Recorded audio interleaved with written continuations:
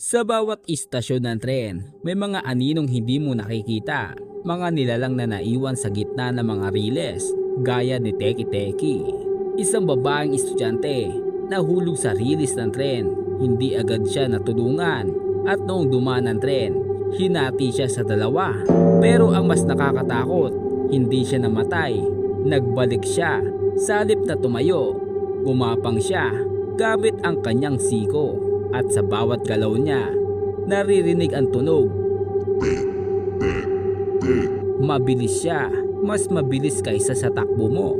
Kapag nakita ka niya, tatanungin ka niya, "Asa na kalahati ng katawan ko?"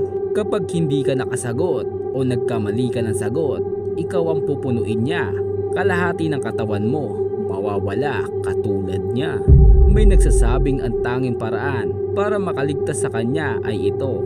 Sabihin mo ang salitang Kashimareko, pero hindi sigurado kung gagana pa yun ngayon. Kasi sa bagong kwento, kahit sabihin mo man yun, hinahabol ka pa rin niya.